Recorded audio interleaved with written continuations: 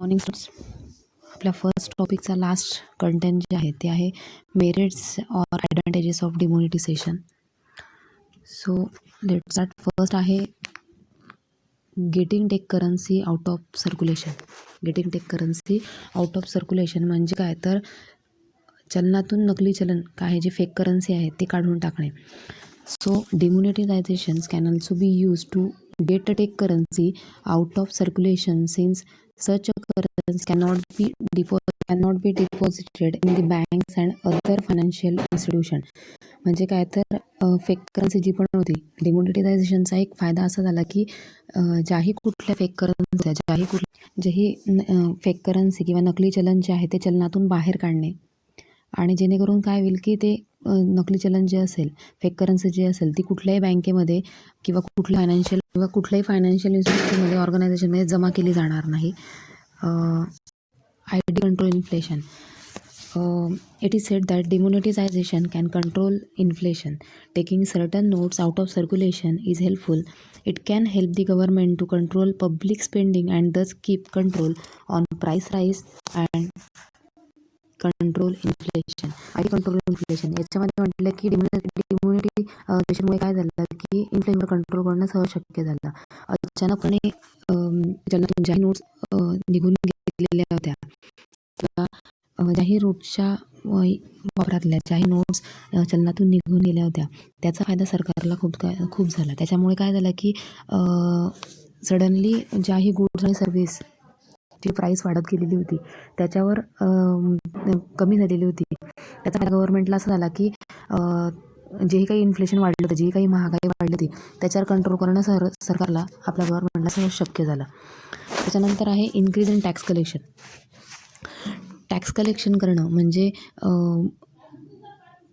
जोही साठा जो सरकारकडे जमा झालेला होता, आपण जोही काळा पैसा जो लोकांकडे जमा होता आणि तो लोकांनी अचानकपणे जोही काळा पैसा लोकांकडे जमा झालेला तो लोकांनी अचानकपणे काही बँकेत किंवा फायनान्शियल इन्स्टिट्यूशनमध्ये जमा केला. त्याने काय झालं की सडनली जो काही काळा पैसा आहे तो अचानकपणे बाहेर फायनान्शियल इन्स्टिट्यूशनमध्ये खूप सारा पैसा जमा होत गेला, आणि याचा फायदा असा झाला की गव्हर्नमेंटकडे, आपल्या सरकारकडे टॅक्सच्या स्वरूपात म्हणा खूप सारा साठा जमा झाला. त्याच्यानंतर आहे the move to digital currency. According to some thinkers, we all will be using digital currency such as bitcoins. If it becomes reality, the one advantage of demonetization is that it will be help to lead us into the future. Demonetizationचा एक फायदा असा झाला की बरेच जण digital currency use करत गेले. म्हणजे काय, तर डिजिटल करन्सीमध्ये आहे बिटकॉइन्स, म्हणजे बिटकॉइन्सच्या थ्रू म्हणा किंवा ऑनलाईनच्या थ्रू म्हणा, ऑनलाईन शॉपिंग करणं, ऑनलाईन पेमेंट करणं. डिमोनिटायझेशनमुळे बऱ्याच लोकांना डिजिटल करन्सी यूज करणं किंवा ऑनलाईन पेमेंट शॉपिंग करणं सहज शक्य झालं. ते लोकांना हॅबिट होत गेली, आणि इन केस ते आता फ्युचरमध्ये देखील त्याचा यूज करत आहे. Increase in deposits and savings of the financial institution. Increase in deposits and savings and financial इन्स्टिट्यूशनमध्ये डिमोनिटायझेशनमुळे काय झालं की बँकांमध्ये किंवा फायनान्शियल इन्स्टिट्यूशन ऑर्गनायझेशनमध्ये सडनली भरपूर सारा पैसा, जो लोकांनी काळा पैसा जो साठवून ठेवला होता तो अचानकपणे बाहेर आला, आणि लोकांनी तो आपल्या बँकेमध्ये म्हणा किंवा फायनान्शियल इन्स्टिट्यूशनमध्ये ते जमा करत गेले. त्यामुळे काय झालं की बँकांचे डिपॉझिट्स असेल किंवा सेव्हिंग डिपॉझिट्स असेल त्यामध्ये खूप साऱ्या प्रमाणामध्ये पैशांची वाढ झाली. त्यानंतर 6 आहे check over fraud steps and checking illegal activities. Both are the same things.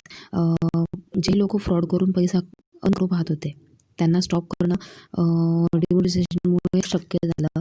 आणि इलिगल ॲक्टिव्हिटीज, जेही लोक फ्रॉड करून म्हणा किंवा इलिगल ॲक्टिव्हिटीजच्या थ्रू, म्हणजे ड्रग्सच्या थ्रू म्हणा किंवा ट्रॅफिकिंग, थेफ्ट, चोरीच्या थ्रू म्हणा, जोही पैसा अर्न करत होते त्यांच्यावर वॉच ठेवणं सरकारला सहज शक्य झालं. आणि ह्या इलिगल ॲक्टिव्हिटीच्या थ्रू जो पैसा येत होता तो पैसा ते लोक बँकांमध्ये डिपॉझिट म्हणा किंवा फायनान्शियल ऑर्गनायझेशनमध्ये जमा, त्यामुळे त्यांचं वॉच ठेवणं सहज शक्य झालं.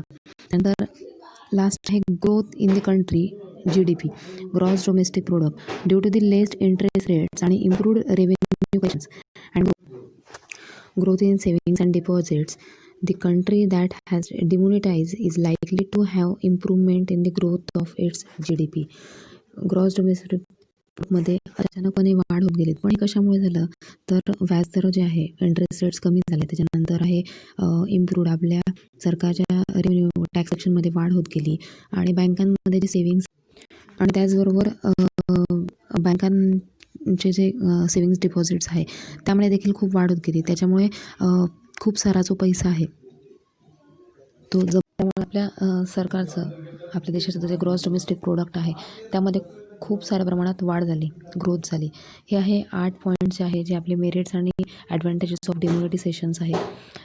नेक्स्ट आपण पाहणार आहोत डिसॲडव्हान्टेजेस ऑफ डिमोनेटायझेशन.